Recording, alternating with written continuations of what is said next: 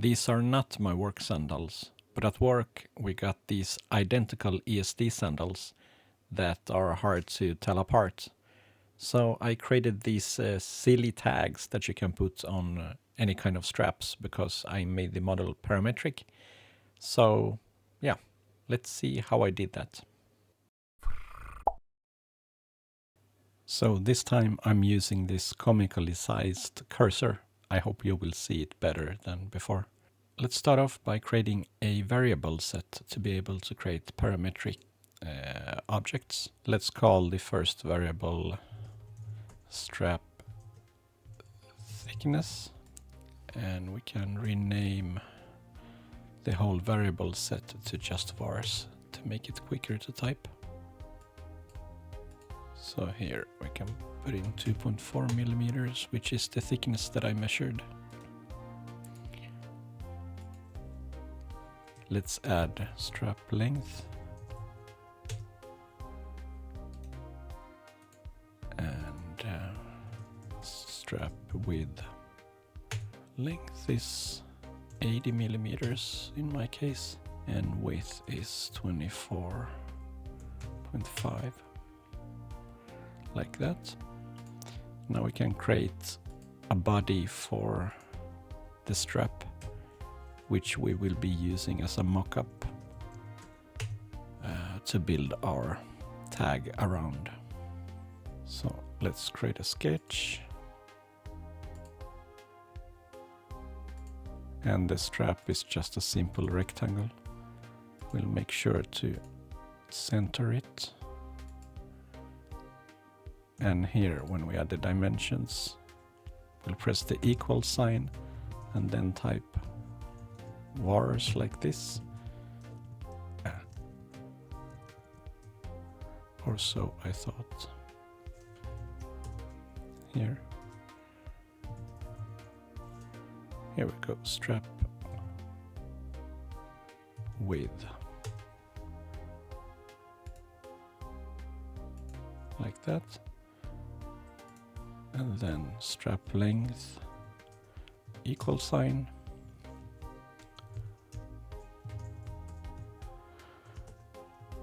Strap length. Like that. And it's fully constrained. And then likewise, when we pad this, we can simply, here at length, select, using the equal sign, we can strap thickness. So that's our placeholder for the strap. Now we can use this to create shape binders and model our tag. Now we can create a new body. Let's call it base tag. Fingers on the wrong keys. Let's call it base tag. In case we want to make several different types of tags, then we can use this as the base. Okay, so let's use the strap as a reference by clicking the sub-object shape binder like that. And now we can hide the original strap by pressing space. Let's use the top as the first sketch, or the first plane to our sketch, and then use the edges as external geometry, and then create our tag plane here. Let's center it, and yeah, I want there to be some overhang in this direction, but not the other.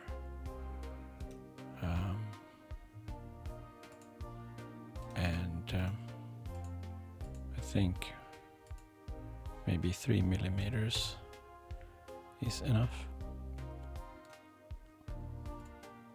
Then we pad it. I want it to be just 1 millimeter thick so that it will be flexible enough, like so. So now we should create the hooks around the strap. So let's select this face of the reference and create a sketch. Again, select the external geometry like this. So now we should try to come up a good way to do this.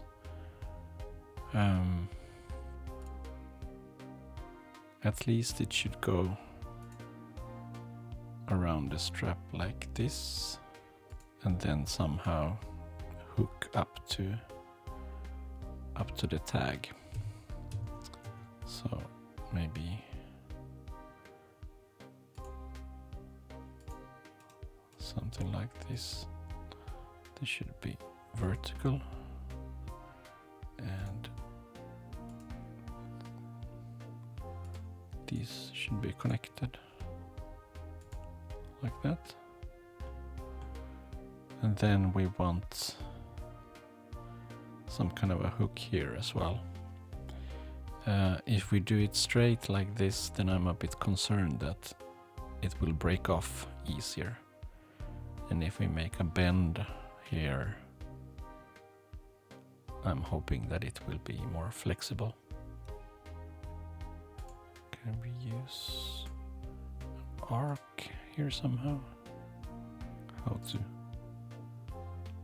Like this maybe. What if we... Will this be good? Maybe.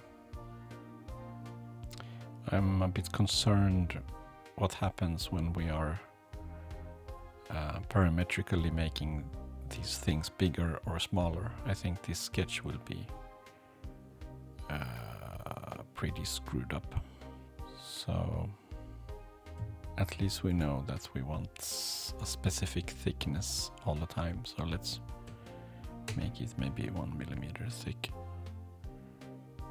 And the size of the hook, the length of the hook, should it always be a specific length, or should it be proportional to the width of the strap? How long is this now? 3.8. Okay, so 3 millimeters is fine, I think. Yeah. So let's make it proportional to the width of the strap. What if we do a calculator here? So 24.5. So 0.12. Okay. So now we can do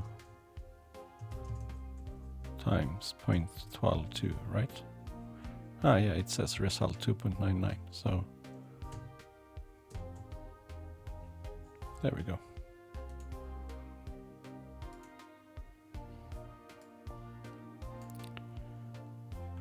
Okay. And maybe we want this to be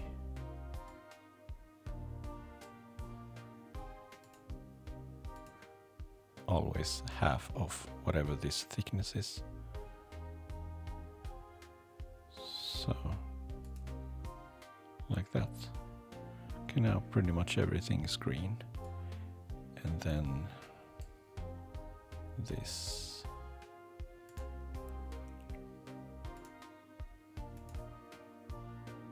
Okay, I'm not sure if this works. Let's pad it. Reversed maybe. How big should it be? Again, maybe it should be proportional to the length. So let's do that. 8 millimeters, and this was 80, right? Nah, let's go with always a constant of 8.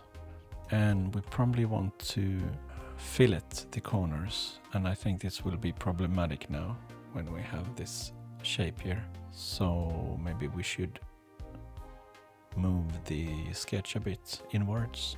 We can adjust the placements a bit. Is it Z? No, attachment offset. I always forget which is which. So minus 2 millimeters, yes. That's good. Now we can have rounded corners here. Okay. And now we should be able to... Is it a polar pattern I should be using here, or a lot of mirrors? Let's try with the mirrors. Okay, let's fillet the corners. 2 millimeters. So now they should align nicely to the edges. Yes, there we go. Okay, the question is what happens when we adjust the variables. Let's try with a simple one first. Let's make it shorter. Yes, it works nicely. How about the width of the strap?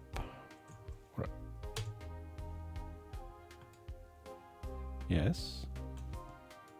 Let's put it back to 24.5. What about the thickness? 1.2. Okay. And what about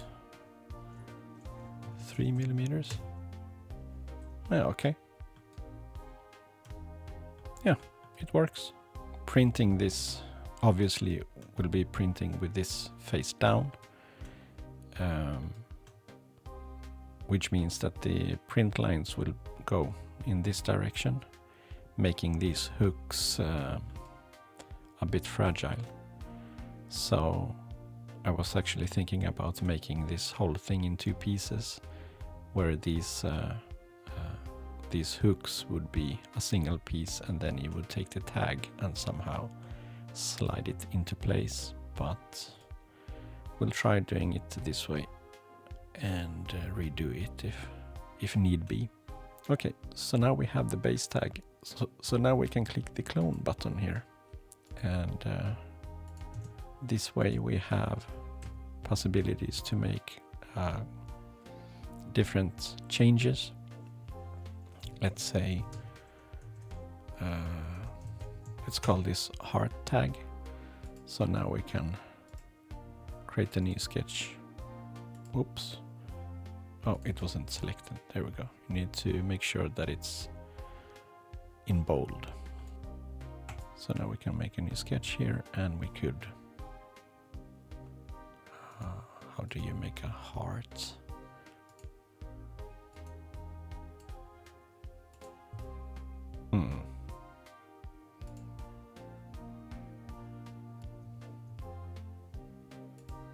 Okay, I guess this is a heart of some kind.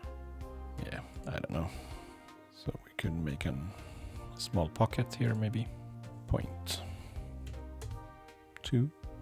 Let's say the strap was a bit bigger, maybe 100. So then we could take this and create a linear pattern.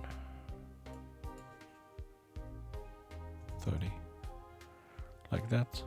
And then maybe make another linear pattern, 30, in the reverse direction, like that. So now we have a strap with hearts, for example. Yeah, so this way, if you have like 15 kids, you could make straps to their clothing and backpacks or whatever, to make sure that they are not mixing them up.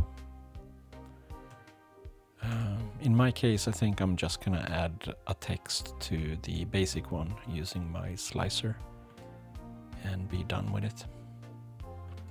Yeah, so this is a way to use parametric modeling. Short tutorial on that. I hope you liked it.